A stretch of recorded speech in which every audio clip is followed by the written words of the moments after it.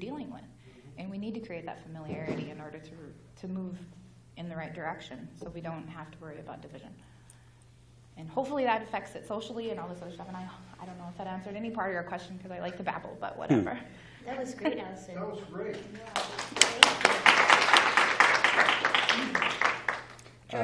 Sorry, could you say the question one more time? Yes, I will. Happy to repeat it. Communities of color, Native Americans, and working class communities have always suffered environmentally as well as politically, economically, and socially. Do you think Standing Rock and Flint can change this? Why or why not? I think it already has. Not for the reasons, obviously not for economic improvement yet, but I think if you just watched me on the media panel, one of the biggest problems is most people don't know what the hell is going on in this country.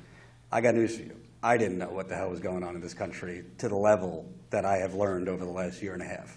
There's just no way you could understand how deep the misery, the hopelessness, the anger, the despair, the just desperation of most people out there is. I hate to be a downer, but that's just the truth.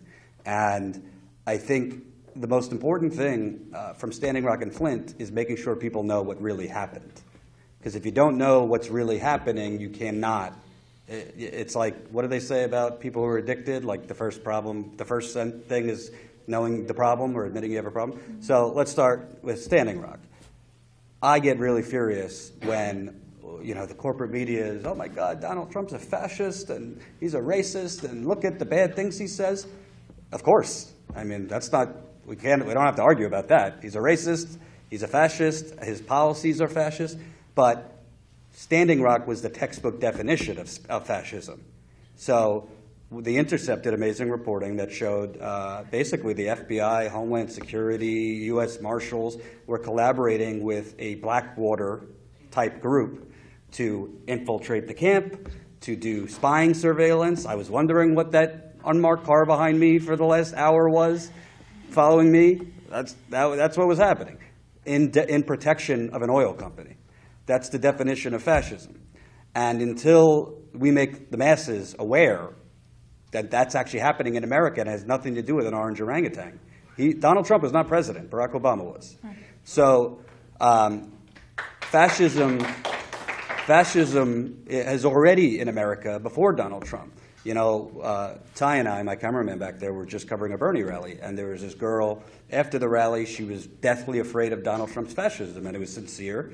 And I interviewed her and all that, and I spoke with her after, and I said, just make sure you understand, there's a difference between we as humans reacting viscerally to awful, awful language and awful, awful policies, and then understanding nuance. Because, Barack Obama, he spoke very well, and he was very eloquent. So did Hillary Clinton, and they were presiding over, Barack Obama was presiding over this. Hillary Clinton, a lot of things she did at the State Department was pushing fascism around the world. So, I think until we've got to do more than press the share button. Obviously there's a lot of people who went there, and not everybody could go down there because of economics, kids, whatever. But you have to do more than just pressing the share button. Let me tell you Flint, and then I'll get to what you could do. Flint, most people don't know this because it was basically Rachel Maddow reported and regurgitated what the powerful people who poisoned the citizens told her. That's our corporate media. Essentially, they tried to privatize the water system in Flint. They, in between waiting for a privatized water pipeline to be built, they said, all right, we'll just use the Flint River. It's poor white and black people here, so who gives a shit?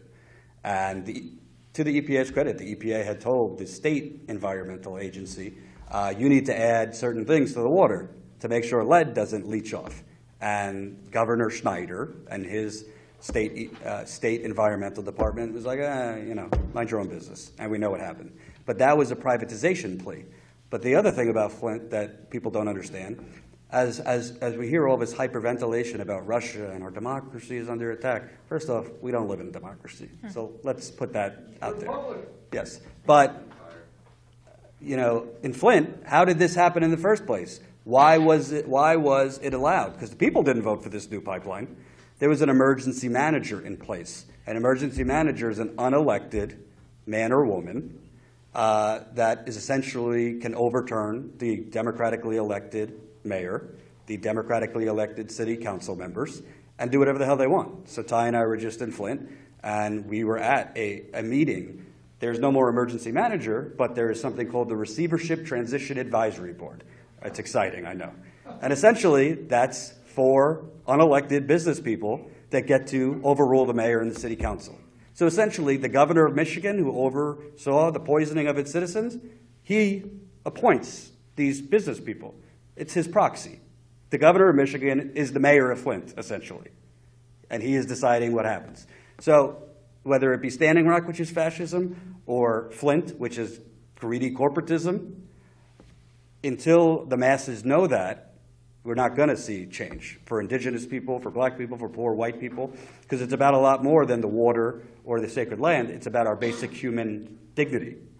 Because to me, water is life, but if basically the oligarchy takes over and none of us are here, what does it matter? I know that sounds kind of like a little fear-mongering, but that's where we're headed. So to me, the most important thing is, we need to do more than just press the share button. I think social media is great, but I think it's also made us less social in a lot of ways. I'm guilty of it too. I'm on my phone all day. I don't talk to people. I don't look at people. It's bad. So we need to explain to our parents that watch Fox News, mine. We have to exchange to our establishment auntie, at the next holiday. We need to set up groups in our communities to watch videos or to talk about these issues. Because until people realize that literally, not only is your water at stake, your dignity and human life is at stake. And the government is basically doing the bidding of Nestle in Flint or Big Oil in Standing Rock, we're fucked. Just hate to tell you, but that's the truth. So to me, I think we've already kind of won because, at a certain point, I think there was 15 to 20,000 people at Standing Rock. There was issues, of course, because any movement has issues and divisions. But now we know for the next time, oh, yeah, they're going to be surveilling us. Now we know for the next time, oh, the government's working with them too. And I would say, I'm not a media strategist, but I play one sometimes. To me, don't worry about getting CNN to cover your movement or anything like that. If they come, they're going to propagandize it anyway. You be the media.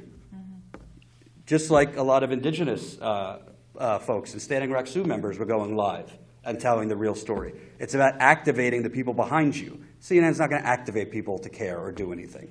They're only going to come down if there's a chance that there's going to be a wild shootout between veterans and cops. That's when they came down. They weren't there when it really mattered. So I think the most important thing, you got to talk to your friends, your family, show them the videos, and don't let it be forgotten. Because as much as it's now trendy to be like, let's not normalize racism with Trump, I agree. Let's not normalize fascism in Standing Rock. Let's not normalize corporate, oligarchy in Flint. Thank you. Okay, the next question is, what are the prospects for a new environmental movement led by Native Americans and communities of color? Has Standing Rock and Flint revitalized the environmental movement as a whole? Well, we all know what Mini-Wachoni means at this point, right? I think that says like a really big thing, and Jordan beat me to the punch, but water is life, and I think it changed the narrative a lot because it gave people purpose.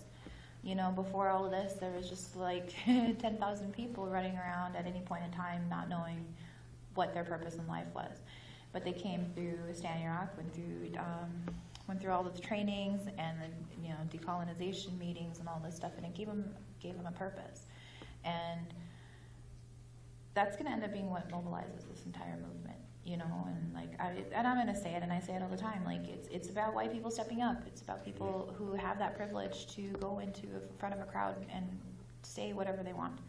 I get attacked, and it's hard. It's really hard because of the fact that, we deal with racism on a daily basis, and I had to ask people that, people want to say, oh, this person was being racist.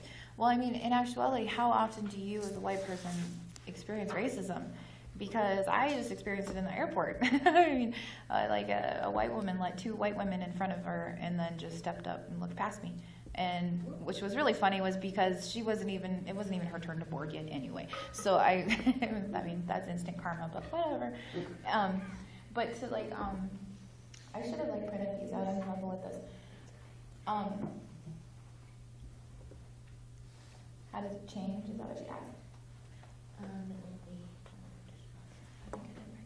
Actually, I'm horrible. See, I like to babble. You could have just got me going on anything, and I would have went with it. But no, I had an update, and an update from the chairman's office in Standing Rock was that we're really working hard on transitioning the movement into a focus on so many other issues, because of the fact that there are so many attacks on Indigenous people throughout the entire continent. We have to admit that we are in a modern day Indian war. And I don't know how much you guys know about your history, but it literally was an Indian war there before the Civil War broke out. And so you have Oak Flat that is looking into being taken from the Apache people, and you have like just so many different issues across the country. I mean, you look at these pipelines and you look at any other environmental disaster right now, and I guarantee that there's a tribe involved, and we have to really like learn how to use our platform. Obviously it brought someone like me to this room like this where, you guys are from all over the country and you have the opportunity to take what I say and spread the message, and that's what we need. There's a level of, I don't want to say that everybody's woke right now, but there's a level of awareness where people actually have an open mind enough to grasp the fact that it does affect everybody. Because it's important for us to have all of these conversations just as much as it is for me to have these conversations with my friends and family, as it is to have the entire nation having these conversations, because this entire country was built on just a disregard for human beings. And that sucks, dude. That sucks so bad, because how are we going to live as neighbors? And the other purpose has to revitalize the environmental movement overall. The environmental movement. I think it turned everybody into a water protector. Yeah.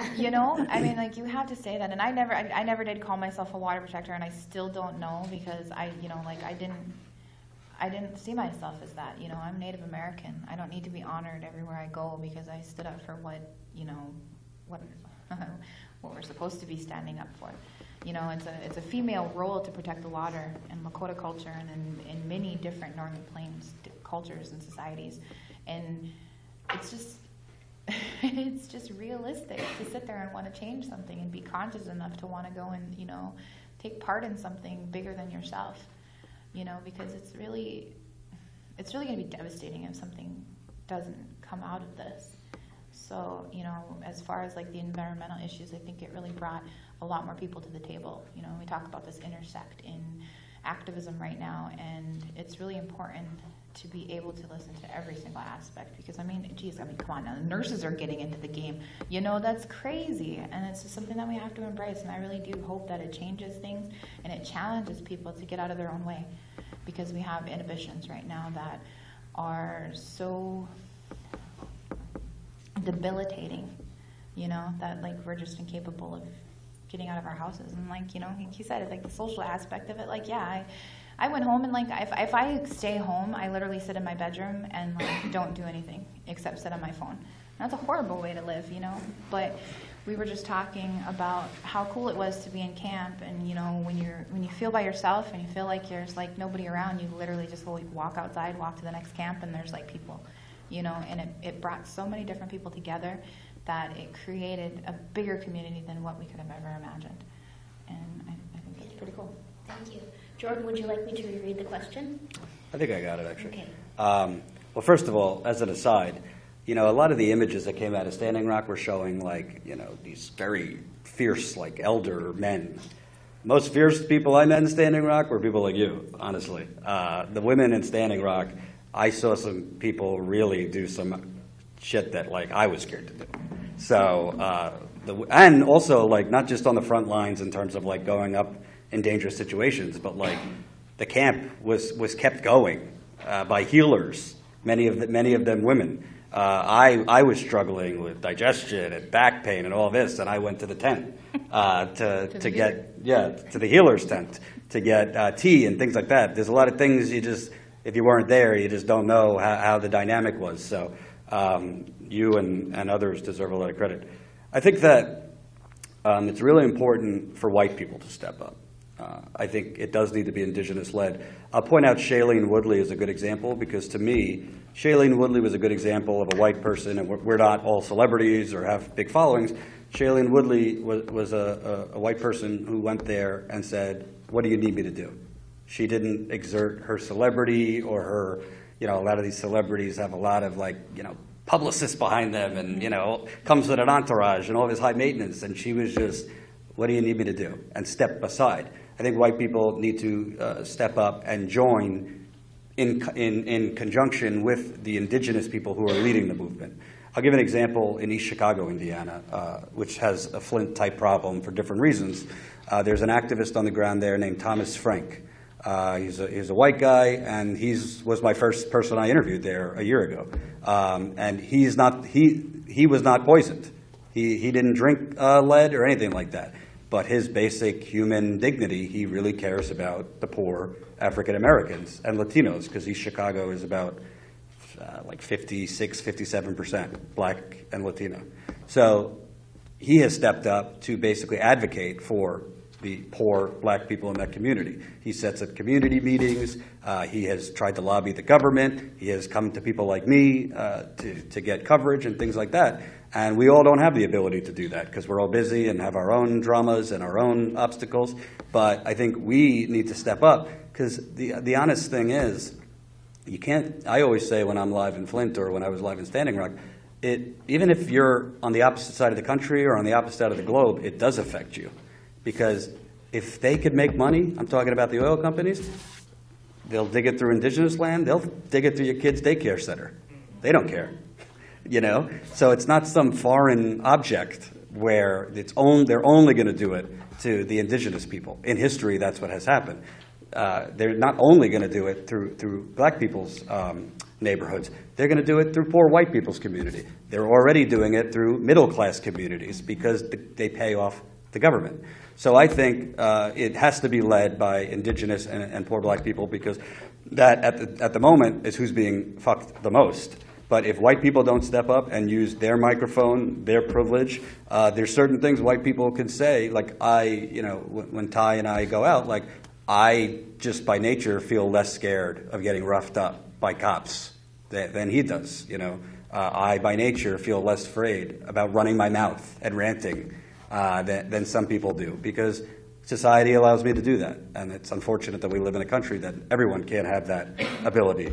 But I think that as we have a lot of enemies, whether you're Green Party, you want to be part of this new party that this conference is about, whether you're establishment, whether you're conservative, I think that it has to be led by indigenous people, but white people need to step up, because it's not just about the environment, it's about the country. The second thing is, a lot of people don't realize, you probably didn't see, but I went down and I covered another pipeline called Trans-Pecos Pipeline in Texas. It's West Texas, and there's a lot of pissed off, like Dick Cheney supporting conservatives too, that they are against these pipelines for different reasons, but they're digging up their land. Like I interviewed a woman who this natural gas pipeline was 400 yards from her window. And I interviewed her, and I said, like, do you in a way feel like, the Republican Party has kind of been just lying to you for however long you voted? And just straight face, yeah, I'm beginning to. So, there's opportunities to unite. You're not going to agree on every issue because these are like cowboy hat wearing people and they're conservative. But it's not just the indigenous, it's not just the African American. They are going through semi-comfortable, wealthy conservatives' land to get eminent domain to seize their property. So there's opportunities for all of us to come together, but I think it should be led by the people who are being affected the most. If I can add one thing, is that with the hurricanes and all the natural disasters going on right now, there's prospectively they're expecting like 40,000 hurricane refugees, like in the next couple of months. And put them all in Trump Tower. Well, no, I think we should build a camp. Why don't we put another camp? Find somebody with 50 acres, and then we register them all to vote. You know, I mean, like, why not do something like that? And then we'll, you know, just run our own people, and, you know, we could talk about that later, because I ended up, myself personally, what came out of this for me was that I started a political action committee in South Dakota. We're not only going to tackle the get out the vote for the entire state, but we're going to push for Lakota candidates. And, you know, if you guys have watched Prolific's video, he made a call one day and asked them, you know, or somebody called 911 and asked the cops, you know, who do we call when the police are attacking our people? And they said, well, the next in line is the governor. And at that point in time, I was like, well, we need somebody in the governor's office. So right now we're we're kind of expecting somebody to announce really soon, but we're hoping to have a Lakota governor in 2018. You know, and we talk all the talk that we want and everything, but unless we do something about it, you know, we really can't say that we're being, you know, and we're in action anywhere. And I myself am running for public office in 2018 for our state senate position. For my district, as well as pushing somebody for PUC, Attorney General, and hopefully for Congress. So I mean, like, there's an electoral college system that already exists in South Dakota, and that if you can win Pine Ridge, which is like, everybody knows what Pine Ridge is, right? So if you can win their reservation and the opposite corner where I'm from in Sisseton, you actually get 11 of the delegate points of 20. And so we always come down to being a battleground state, because, you know, the primaries go till June, second week in June, and if you get past South Dakota, you go to DC. So I mean, it's pretty important for us to keep active. And I think the fact that we were able to reestablish our trade routes and reestablish our allies with people who were friends and, you know, relatives with us for thousands of years. I mean, to share a story, the Colville people used to send 15,000 of their men to Dakota Territory every single spring to trade salmon for buffalo. And they were actually one of the first groups of people willing to invest into Dakotas for America, which is my pack. And, you know, if we can just continue to, you know, like I said, regenerate them circles and get all of our allies intact, we'll be able to continue what it is that we started. And I think that's really important, because, you know, people want to know, well, what next? Just keep doing what you're good at, you know, and that's what somebody told me, and I already threw down in the Huffington Post. Did I tell you that? They asked me, what are you going to do now? I was like, well, you know, they told us, go home and do what you're good at. And fortunately for some of us, it's organizing our people. So it's going to be really exciting to see what happens in the next year or so.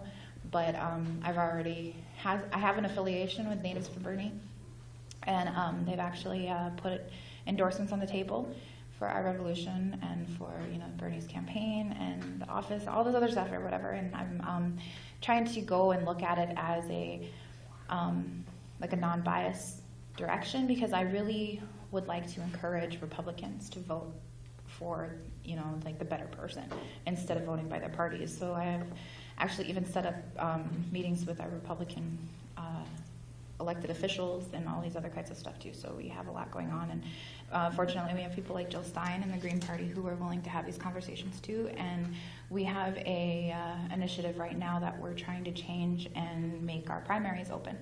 So if we could do all of that, you know, it would be really awesome. And, you know, that's hopefully some way that we can continue this whole movement as a whole, because there's so many more aspects to political participation. I mean, you know, we've occupied, we've protested, we've marched, but now we get to vote, we get to do the census, and we get to lobby.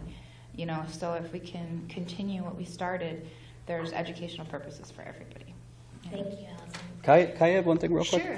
I think it's extremely, extremely important to also throw out the bums who do nothing and allow these things to happen. I'll give you a perfect example. It's terrific to have protests outside the Army Corps of Engineers office. That's great and all, but we've got to walk, I always get this wrong, chew and walk gum at the same time. Needs to be a protest outside Senator Heidi Heidkamp's office of North Dakota. There needs to be protests. Why aren't Nancy Pelosi and Chuck Schumer? Why weren't they saying anything during the Dakota? I saw emails galore on December 6th when Obama denied the permit. Suddenly, the Democrats were against this pipeline. Yeah. Well, where were they when people were getting shot at and tear gassed and pepper sprayed? So these people, I totally agree getting Lakota and indigenous people in office, but if you don't call these people out on social media, in person, nonviolently, the only way politicians do the right thing is if you light a fire under their anuses. Yeah.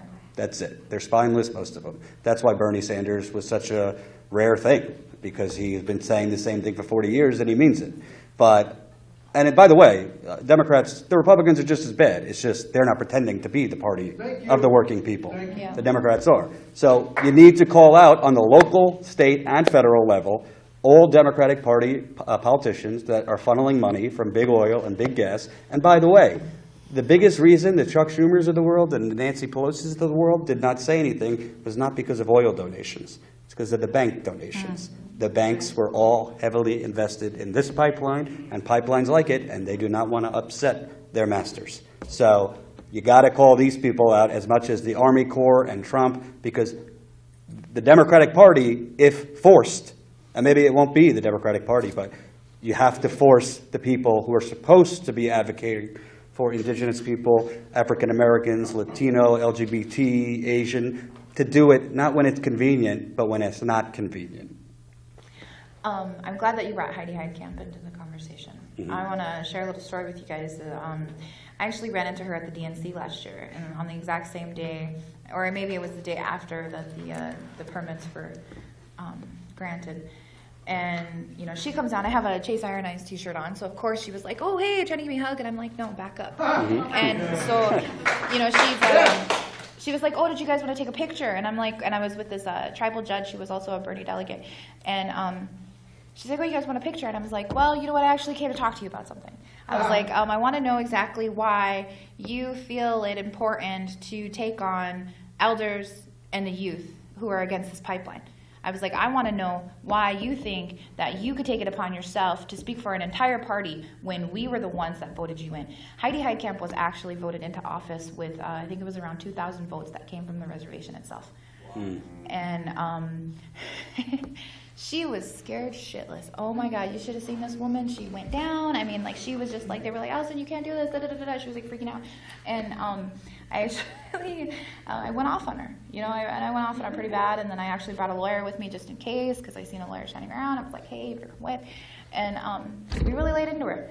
And the mistake that she ended up making is within 20 seconds of me going off on her, she said, "Well, I have the support of the Mandan Hidatsa Arikara Nation," which, if you guys know, they're in the Bakken, and they're an oil tribe. But they were actually, another story on top of that is that they were consulted with, and that's what the difference is between them and Standing Rock. And in the same breath, she says, "Not all tribes are against this pipeline." And I was like, okay, so first of all, you're going to speak for the MHA Nation. Second of all, you're going to speak for all Native Americans in the entire country? Like, really? And at that point, they started pulling me away because I was, like, ready to go on her. But I ended up writing an article right away, and I pushed it out as much as possible. And I don't know if you guys follow Last Real Indians, but that was, it's an independent website that we use to push out in Indian country. And she must have seen it right away because I tagged her and everything, and then I told everybody else to tag her too. So like within maybe 4 to 8 hours, she was coming to United Tribes, which is the tribal college in Bismarck, and they actually told me that I wasn't going to be allowed on campus because they knew that I was already attacking her character. And we ended up finding out that she's got land in the Bakken. And so, like, this person is literally invested in everything that Dakota Access stands for. And it's really crappy because, like, she used us to get to where she was. And Donald Trump was actually in Mandan the other day. Oh, God. And Heidi Heitkamp was getting off Air Force One. Yeah. So the system itself is broken. We all know this. But now, you know, it makes the difference that we, like, start calling these people out, like Jordan said, because Heidi Heitkamp is going to try to run for governor of North Dakota. And she's doing this because she knows that she's not going to get in the Senate again because no one's going to freaking support her. And she's not going to have, like, any Native Americans in North Dakota supporting her other than the ones that she has in her pocket. So it is just as important. But I wanted to share that with you because it's, like, it's a really important part of the story because it started that conversation that we were all going head to head. And we did do our best to try to hold these people accountable because politicians are politicians, man, and it's disgusting.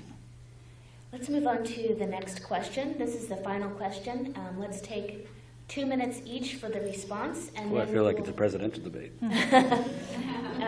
and then we will allow some questions from the audience. The third question: what do you see as the role of a new progressive left party in advocating for environmental justice for communities who have often been the victims of polluters and rampant corporate greed? I was brought here by the Progressive Independent Party. And I think that is really important because they were pushing until the hour or so before my flight even took off to get me enough funding to be here in order to talk to you guys. Because it is important to see not only Native Americans, but all people of color on panels like these, because who's a white person to speak for me or any of my people, and it doesn't matter what the issues is. We need to be able to speak for ourselves, and amplifying those voices is just as important as showing up and doing anything else. And my lawyer told me, you got to paint your face, put your feathers on, let them know, because the thing about it is that I don't get seen. You guys wouldn't see me if we walked down the street if I didn't have a feather in my hair, and I'm going to get emotional talking about it, but it's true. You wouldn't see me if I didn't have a ribbon skirt on, if I didn't have my face painted. You just don't see me. And as a Native American woman, I'm invisible, obviously, because there's 300 of us who you haven't seen in who knows how long. And those kinds of things are devastating to our community because it goes back to the disregard that white people have for people of color. And eventually, you're going to be the minority, and we're not going to be able to see you. And imagine how that feels. Just like that white woman not letting me in line at the airport, there's going to be instant karma when it comes to being your turn to be the oppressed. And I'll be the first one to tell you everything. And it sucks. It sucks a lot to be on this side of the table. It hurts every single day. I have a son. Everything, I called somebody really important to me yesterday, and I asked, what do I say? And he told me, Allison, you were chosen to take this message somewhere. So you do everything that you can to stay confident in your word and be conscious of what it is that you're telling these people. Because everything that you say today could jeopardize whether or not your son's braids are going to get cut off. That goes back over 100 years to freaking boarding schools and all of that stuff. It really happened. They bleached our kids' skin. Can you imagine being dunked in a freaking tub of bleach, getting that on your genitalia, in your eyes, and your nose, and your ears? They did that to us. They cut our hair. They raped us, and they continue to rape us every single day. I myself, I'm a victim. Of course I am, because you know what? It's so close to everybody that 2 out of 3 people. I'll tell you, I had 10 friends growing up from the age of kindergarten. All 10 of my friends were either sexually assaulted or physically abused at one point in time in their life. And it gets to be to the point where you start to seek out these relationships that do that to you. When they left us off the reservation, when the government left, those agents took off because they knew that we would start oppressing ourselves. They were comfortable that they had set it into motion so far that we wouldn't even need them to do it to us, that we would do it to ourselves. It's been going on for 150 years. And the fact that I can sit here and share this with you guys shows that they didn't win, and they're not going to win. And as long as we can keep talking, they're never going to. And I forgot the question already. That's okay, I'll restate it. What do you see as the role of a new progressive left party in advocating for environmental justice for communities who have often been the victims of polluters and rampant corporate greed? What's really important is the fact that there's a whole generation dying out. And the ones that are doing the organizing now with progressive parties, with leftist movements and stuff, it's the fact that they are aware that this stuff is really happening, that this really did happen and continues to happen every single day. And when they have less opposition to being able to move in a progressive stance, then eventually it's going to be normalized to be an activist. It's going to be normalized to be a decent human being.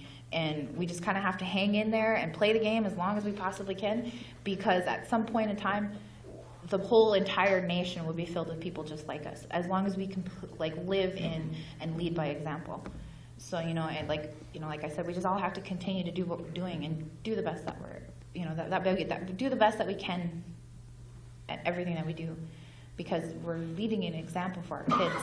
My son spent his 10th birthday on the line, the front lines in Standing Rock, with a name T-shirt on with his fist in the air. And when he couldn't go to camp anymore, he started growing his hair. So now he's got braids, and he said he wanted to have braids because he wanted everybody to know he's Native American. And that's awesome, you know. And we have kids that are like that now, and that's cool. We're building a future, and I think that's really important. And I appreciate everything, because right now you guys respect me enough to sit down and listen to me babble, and that's awesome, because that wouldn't have happened 2 years ago. Thank you, Allison. Jordan? I think that it's important to understand I don't want to throw around the term rape casually, but there's raping. No, throw it around casually. We need to, because it happens. No, I mean, there's a different form of rape happening every day in America that's not physical. So, you know, when poisoned people in Flint have 3.5 years later don't have clean water, can't get their medical bills paid for, and are getting tax liens placed on their homes, I don't know what other definition you have for rape. You know, same thing goes for East Chicago, now North Carolina. I mean, I'm going on a water tour in the fall, and I keep adding cities because there's just, you know, it's like I could be on the road forever covering water contamination. And I think that it's very important to get those stories out there, whether it's a journalist with a following or just you going to your own events and city council meetings or whatever it is, because every single day, it's not just environmental justice. There's a need for justice. And there is more people out there than you would think that are willing to fight. They just don't know what's going on. That's the truth. They don't know what's going on. The second thing is, I think that in terms of like a new party, this or that, like, I don't personally, some people want me to go a certain way. I don't really feel strongly either way. I say whatever works. Honestly, I think in the short term, I'd like to see progressive candidates primary the hell out of establishment Democrats and win in 2018. We could build a new party too, but like I say, whatever works quickest. But to me, it's not just on a party to make this happen. It's on all of us to make it happen. Because the story she just told you about the missing indigenous women and the, you know, the racism that they get just at the airport and things like that, that stuff's not gonna, it might never totally be remedied. We might never totally see the end of racism and those kinds of things. But the only way to get large-scale improvement is through a mix of really, really good journalism and a mix of really, really good activism. And I think that the problem, you know the main fault with Standing Rock, and it's nobody's fault because everybody was tired, including me. I'm still tired, Jordan. Where that battle was really lost was not when the day after Obama denied the permit. Everybody went home for the holidays and everybody was joyous. I said to my cameraman, man, I wish I could go on air and just tell people what I think they should do, but that's not my role. I'm a journalist. People needed to go the next day in front of Trump Tower because that's who was coming in, and keep that momentum. But the problem is there's only so much activists to go around. There's only so much energy. These poor people had been dealing with it in the short term for a year, probably longer than that, honestly, and in the large scale for centuries. So there's only so much fight people have, whether it's a journalist, an activist, or a person who lives there. So there needs to be more people to pick up that baton to say, you know what, Obama denied the permit, but we're going to keep the pressure on Trump. And we're going to get thousands of people in front of Trump Tower. And CNN and all these people, they don't have a choice. They got to cover it because we're not leaving until he pledges not to reverse it. So I think there needs to be continual activism, not just over the pipelines, but over what I was talking about with these politicians doing the wrong thing, over the mining, which is honestly the next frontier, in my opinion. And I also think that at the end of the day, we need to, I think, unfortunately, the term environmental and green sometimes isn't sexy to the masses. I think we need to make sure people know this is not just about environmental justice. This is about justice. This is about corporate greed. This is about racism. The people in Flint don't have water. Let me tell you something. If where I live on the Upper East Side, I have a nice apartment. I'm certainly not living on Park Avenue, but like I'm doing okay. If that happened to me, they would have been fucking bringing in smart water within 3 days, and the National Guard would have been there, and it would have been fixed in a week. You know, It happened. Our vice president, the media didn't cover it. When Mike Pence was the governor of Indiana, that's when East Chicago, Indiana, primarily black and Latina, had large scales, lead, arsenic, bacteria. He didn't go down there once, but he did, and he denied them disaster funds. He did go to a white town a few months earlier that had the same issue, and it was fixed in 2 months. That's the role of the media. I reported it. Nobody else did. So I think that it's kind of a cocktail. It could be through a new party. It could be through existing parties. It's going to take more than just elected officials or activists. It's going to take us expanding the army to everyone. Because if there's 3 things we need, in my opinion, water, human dignity, and 2 things, water and human dignity. You can't have one without the other, in my opinion. So I think, can it be a party? Yeah, absolutely. But I think we need to expand it beyond just the environmental issue, because there's a lot more than that. And then I want to, I actually read the question finally. So, I was asking, like, what do I see the role, of people like you guys? It's going to have to be able to, we need you guys to, like, step up and, like, talk to, like your relatives and stuff, like I said. But at the same time, you have to get out of your own way. Don't be scared. Because one thing I ask a lot of people is, how do we, as Native Americans and as water protectors and as allies, embrace you guys?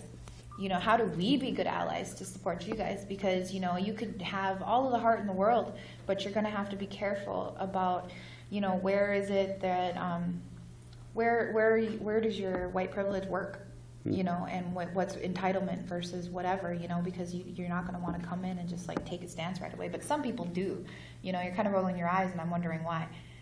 I mean, yeah. Oh, no, I just got lost for a moment. Okay, because it's, it's important for white people to do something about it, because of the fact that, like, you're going to want to, like, question whether or not you even have, like, a place to say something. So it's like, how do we support you guys? Because, I can't go up to a whole big group of white people and say a bunch of shit, but I could sit here and tell Jordan to, and give you a good thing and stand back here. Because at the same time, and like I said earlier, we have to get comfortable with supporting each other from 5 feet behind instead of 5 feet away taking our picture, because that happens. It happens on a regular basis,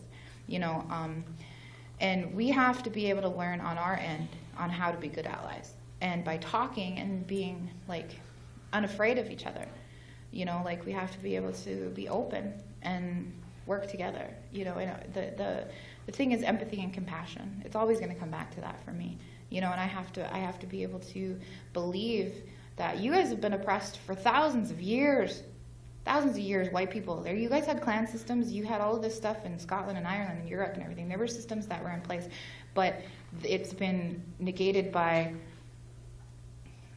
this imperialism that we're talking about, you know what I mean? The entitlement, all of that stuff is real. But there's something that you can tap into if you just look back, because we all, there was somebody who tried to say it the other day, but we all are indigenous to somewhere. You just have to be willing to let go of the fact that it's not North America.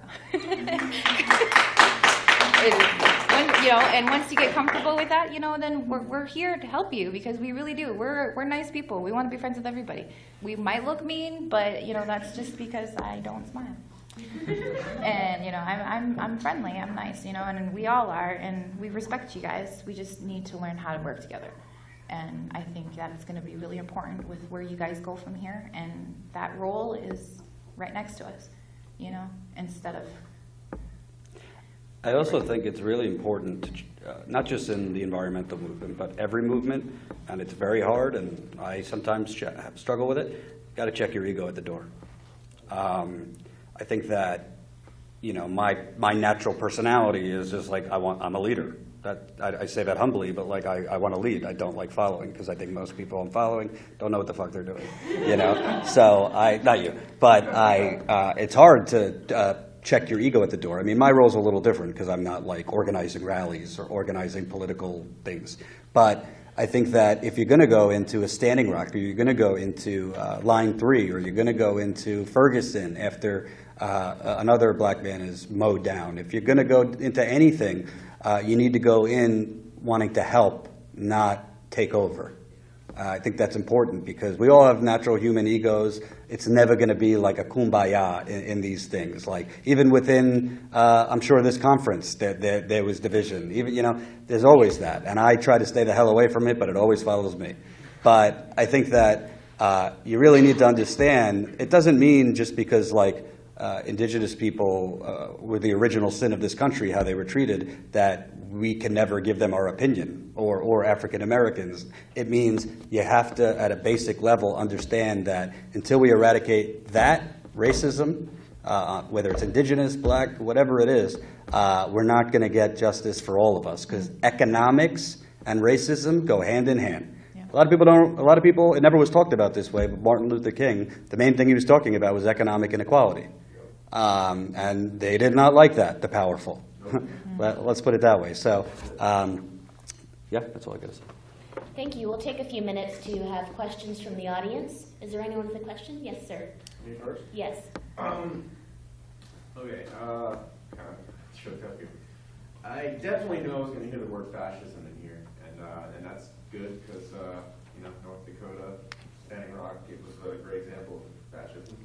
I kind of expected to hear the word terrorism, though. How do you guys feel about that word being thrown around in this context? Do you think that might be an exaggeration? Because, I mean, you got a girl who got her arm basically blown off by like a stun grenade. You got people getting shot like point blank with rubber bullets, which, as we know, are basically like hard plastic. They're not rubber. They don't just bounce off and not do damage. Guy got his head nearly blown off. Yeah, being sprayed with the water cannons when it's freezing cold, and then. Flag is a hate crime. You guys can be against color. If you're asking if tiger swan are terrorists, yes, they are. And then they spray them with water cannons in the freezing cold, and then when you light fires to try to warm yourselves up to survive, they say you're starting fires. And, I don't know. I'm at a loss for words, but yeah, I use that word a lot and I think about that word a lot when I think about Standing Rock and no dapple terrorism, because it's like fascism merged with like government sanctioned official terrorism. And who better to know about terrorism than the guys who just came from Iraq? All Tiger Swan, they were military. Yeah. All the way. They're specialists on terrorism. They knew exactly how to make us look however they wanted us to. And they started the fires.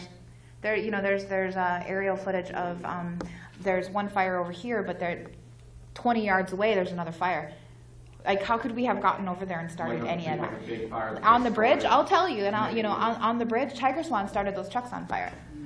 To make it look like you guys did it. Yeah, they wanted to do everything against us. They would get on the radios and stuff and everything and just try to make it seem like it was us talking, and they would sit there and talk shit the whole time. And then the governor's office repeated that lie. I called the governor's office many times after being there, and they'd be like, "Oh, those indigenous people, they did blah blah blah." I'm like, "No, they didn't." Yeah. Yes, they did. No, I was there. No, I'm telling you, they didn't. That's exactly what they told me when I called them. Yeah. Well, I also think that terrorism isn't only about the action; it's about the intent. Yeah. So terrorists, it's not just wanting to kill as many people as possible; it's wanting to scare the entire society. Right. So when they were putting infiltrators into the camp to sow disinformation and violence. Right, when they're surveilling, when they're tailing people. It's to frighten them. It's to add paranoia. It's to get them out of their normal patterns. And I saw I didn't get out there myself. I don't know what I was just working a shitty job, basically, just trying to get by. But I know I saw the images too of like the just heavily militarized police, the oil police, as you aptly call them. I love that term. Just like up on the hill with their armored trucks and their assault rifles and just ready for war. Mm-hmm. Just trying to intimidate all of you into leaving. And then I remember they gave like, you have this X amount of time to get the hell out, basically, and we're moving forward. It just everything's cyclical in life because I'm a journalist, so if I agree to off the record, I can't report it. So I didn't report this because I can't give his identity, but I talked to one of the construction guys for DAPL periodically, and he hated himself, but he had a sick kid. You know what I mean? Yeah. That's part of this country. You have to do things that you hate because we don't have health care in this country. You know what I mean? That's a different topic, but the point is, like, there were people even on that side, you'd be surprised, who couldn't live with themselves. I remember a Wisconsin police officer, because other states had brought in their troops for these eco-terrorists that were praying and, you know, banging drums. And she quit the force and then came over to, you know, stand with the water protectors. There needs to be more brave people like that. Yeah, and if I could say something really quick, Sure. there during the raid, you know, we had an opportunity to go up and talk to him, you know, and me being, you know, as obnoxious as I am, I went up and I asked him, I said, so how many of you guys went to Central High School? How many people went to, which mall do you prefer to go to? How many of you guys are going into the cities and hooking up with Native American women?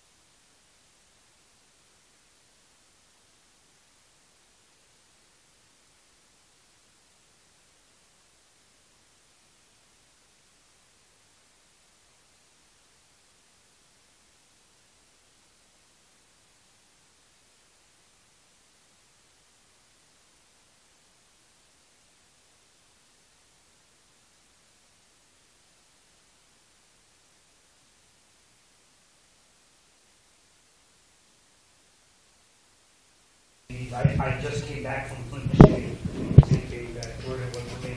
And another thing that I want to bring up, we're in Washington, D.C. The Smithsonian has so many Native American relics, if I could use that term, which they haven't returned to the indigenous people of this land. I can't go to Yale University because I went there to protest over what they were doing with Geronimo's skull. And I can no longer go to Yale University because I protested against that. Where is Chief Joseph's remains? The Smithsonian has a lot of indigenous relics and things that belong to the indigenous people. And one thing I want to emphasize is we have to go to the Smithsonian and institutions like that and ask them to return the things that do not belong to them, especially people's remains. I think one thing that's really important is that no matter where your community is, find the nearest reservation and nearest tribe and look into the issues that affect them. Because one thing that I want to emphasize as far as like what you're saying, protesting at the Smithsonian, is if we believe that there are spirits and our ancestors travel with their belongings and all of this stuff, then why go to the Smithsonian and make noise and call them out and disrupt whatever it is going on there? Because, you know, one thing that happened a lot of the times is that we would we would say, don't go over there, that's sacred land, and da-da-da-da-da. But then when it was convenient, we'd run on there and just like go and yell around. Well, okay, so we need to be conscious of what exactly it is that we're doing. And, you know, one thing that I tell people is that you leave your spirit places. you know? So, I mean, it's real. You have to stay conscious of all of that stuff. But something that's really important is, I don't want to go back to, you know, like the establishment part of action, but petitions and stuff are just as important as anything else. If you can get as much support for everything and you go tell the Smithsonian, hey, you know, this stuff needs to be repatriated, you know, and it's just about, you know, trying to lead that stuff and trying to amplify the voices that could get things done. You know, reach out to tribal historic preservation offices, because those are the ones that dictate whether or not things are sacred, you know, or I mean, you know, like those are the ones who know everything and have that history and can tie things back, you know, and it's just about educating yourself enough to know the process, you know, and it's not that hard, because on my reservation every single year we've had things returned to us, and we have our own cemetery and all that stuff too, that we're finding remains and stuff and bringing them back to our homelands. So, I mean, it's possible. You just have to be able to reach out on your own and find those resources. You want to answer the other part of his question? Yeah, a perfect example. I get too many emails, but I read one the other day. Somebody had messaged me from near one of the national parks that Trump the Interior Secretary basically just signed something to basically cut the park in half and basically give it, you know, for drilling and all that stuff. So he said, you know, how do I get, and it's, you know, it's important to indigenous people. And he said, like, what do I do about this? Like, more people need to know about it. I'm like, why are you fucking asking me? Get a monopod, get a camera, and go live. Even if it's your mother watching, like, it's going to, more people are going to.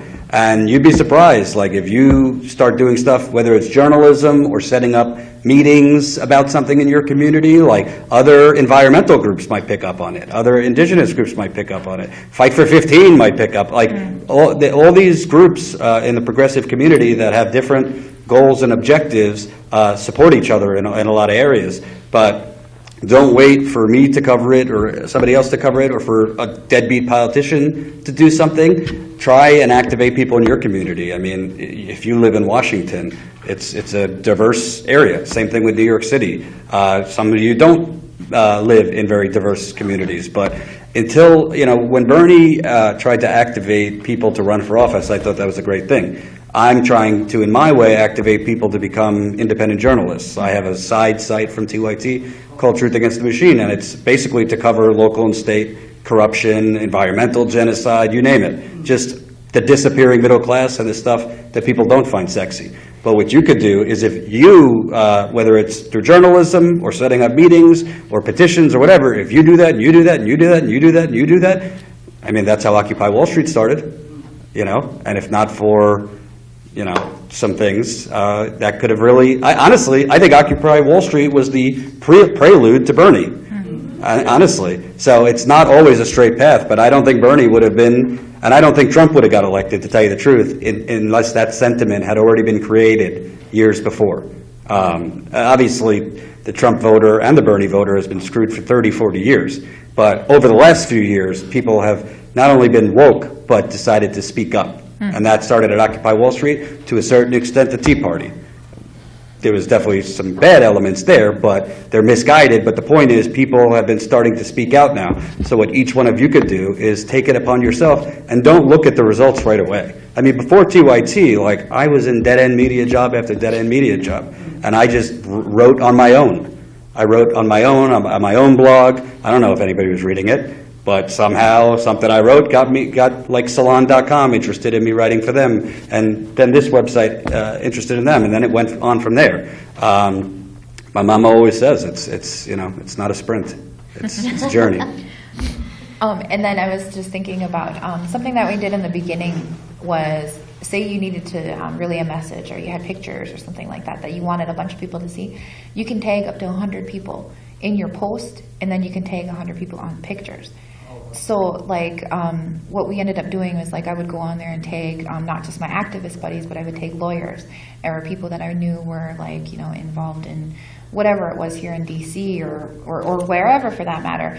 And I would just tag away. And then all of a sudden it would start generating, you know, activity and stuff where, I mean, all of us reached 5,000 followers within a week when you got active.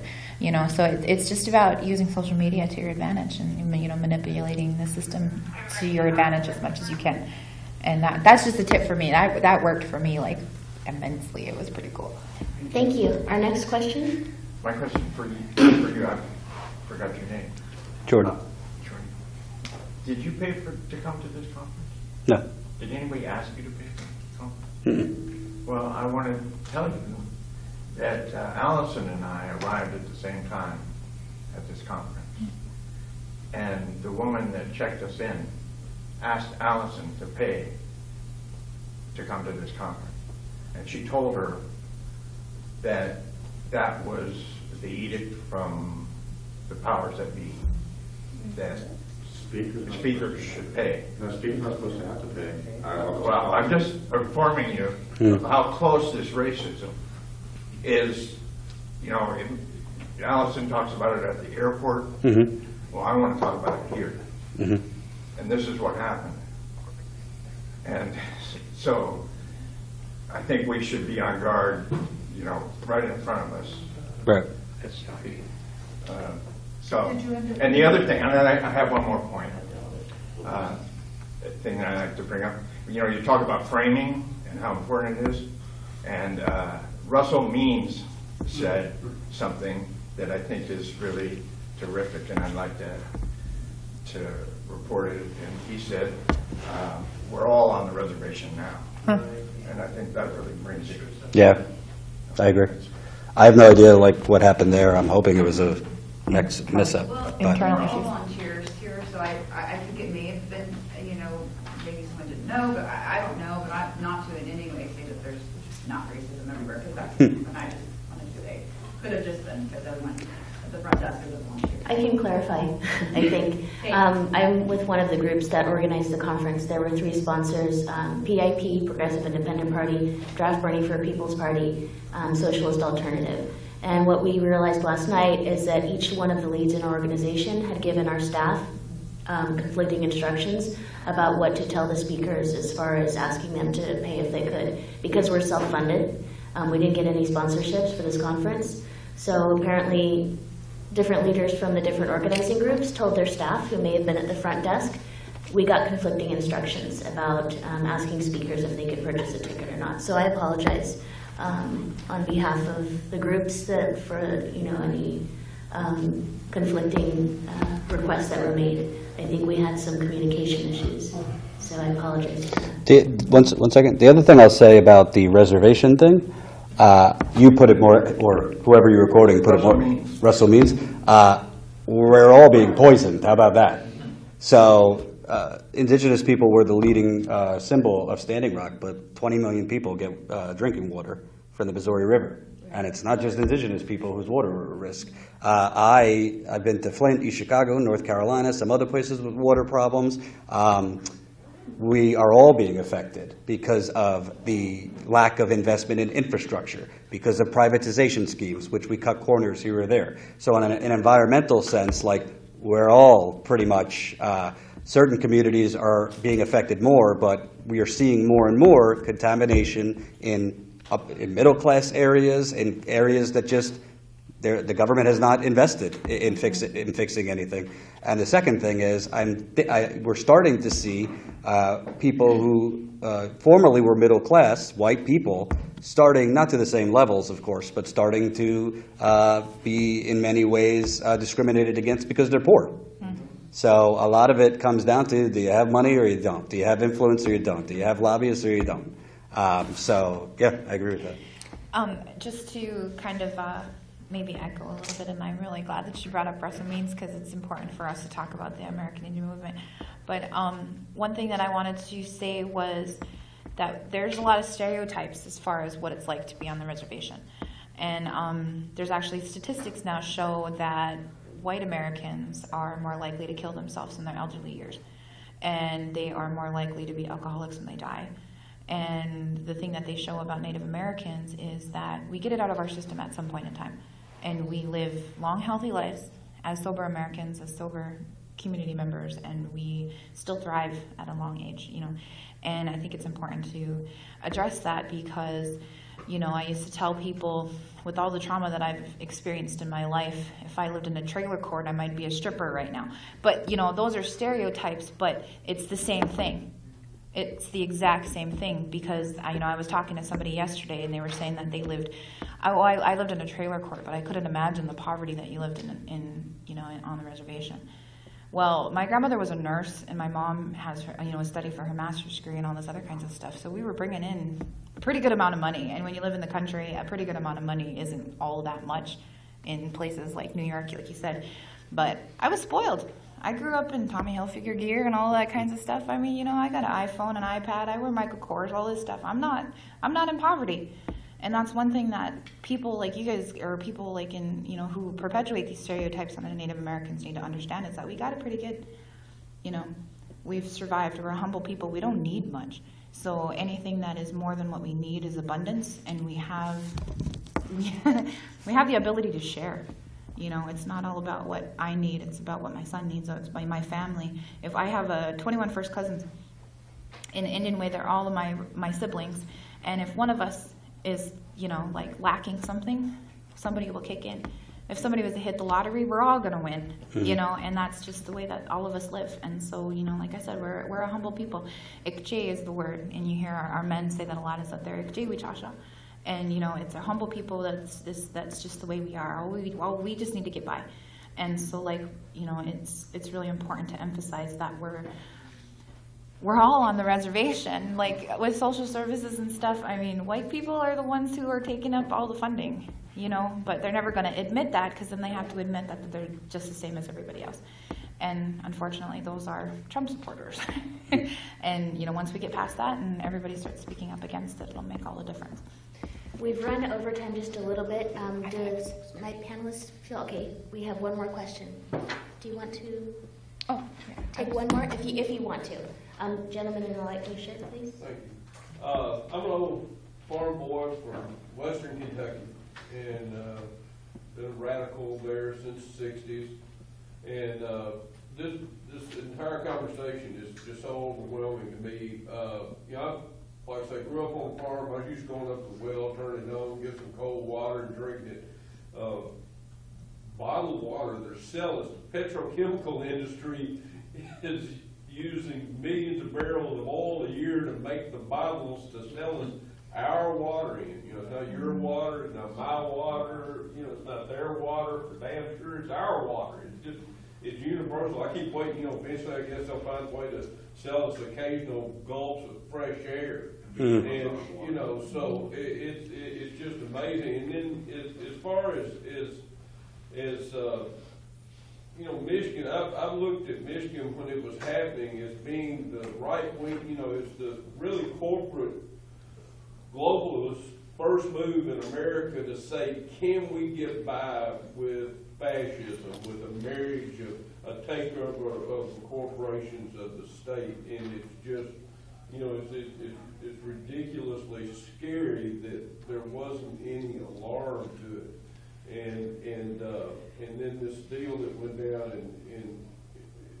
in Charlottesville, where there was no reaction to fascism. Like I say, I'm an older guy.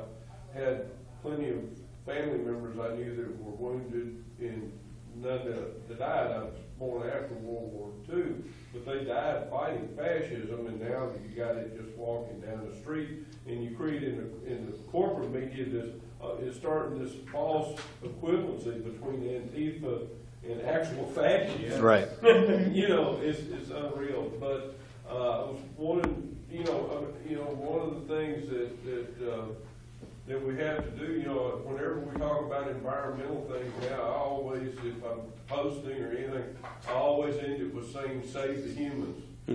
Because it just seems to me to be, it's becoming very quickly a threat everywhere to all of us, and it's something we really need to band together on, and I'm hoping we can. But how we getting attacked? They have so much power.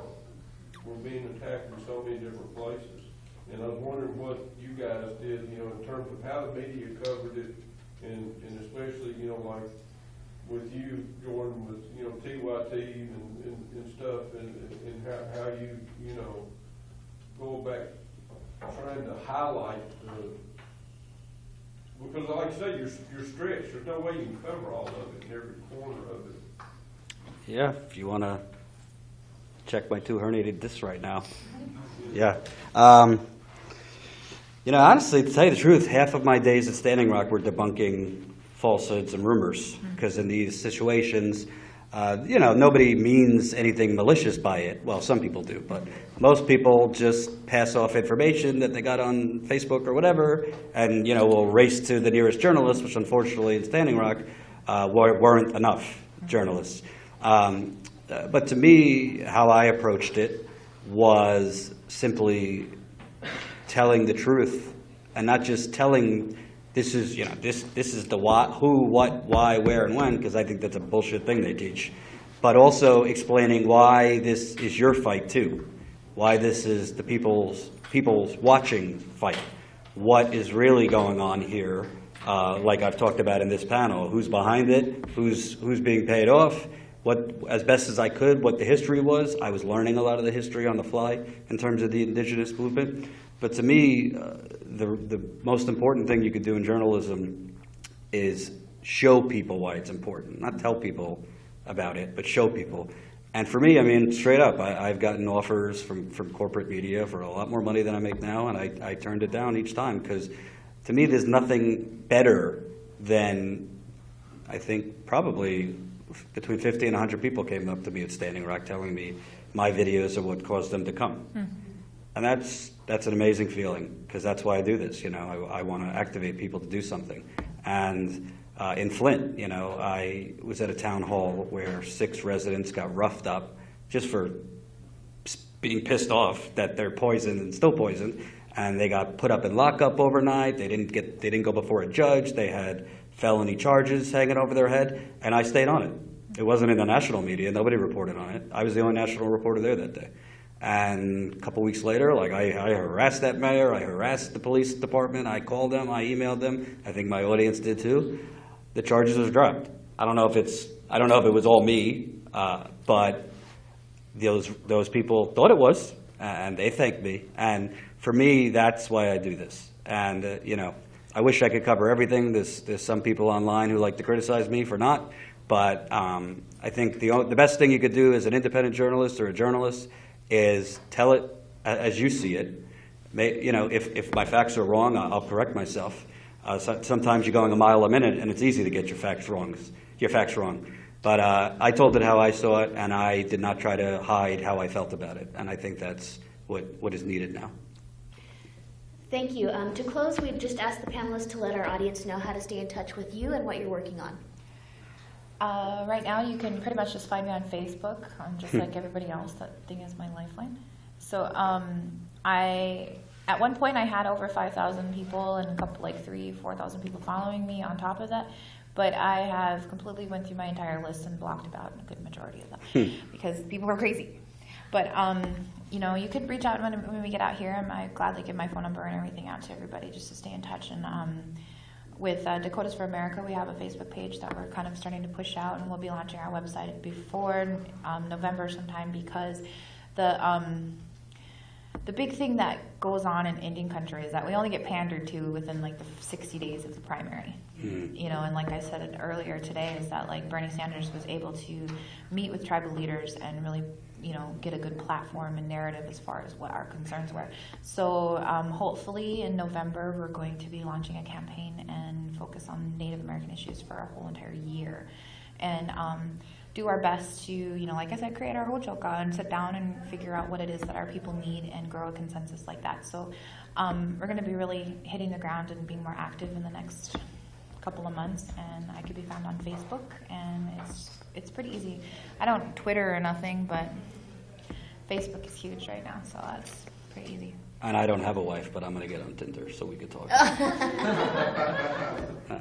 TYT Politics on YouTube, at Jordan Chariton on Twitter, my Facebook page, Jordan Chariton. I have a side site, truthagainstthemachine.com, which I think is doing awesome stuff. We have around 15 reporters, I think, now all over the country covering local and state stuff. I always say, I don't give a damn if the corruption's at the PTA level. Let's cover it. Because like Bernie said, I think it's from the ground up, even in journalism. And you could find me at the local chiropractor, because that's what I've been doing all summer. And your book, Corporate. Oh, and thank you. See, I'm not good at this marketing stuff. I'm writing a book. It's called Corporate Con Job: How the Mainstream Media Aids the Oligarchy. I've done it a little differently. I'm releasing it online as I write it. So 2 chapters are out, and on Tuesday I will be trolling Hillary Clinton. She's releasing her book, so I'm releasing chapter 3, titled "The Soft Bigotry of Hillary's Expectations." So you could download it at corporateconjob.com. It's free. There's a Patreon too if you want to leave a few bucks, and that's it. Thank you very much. Here, Jordan, take a picture. I'll put it in the media chat. I've been waiting to hear somebody.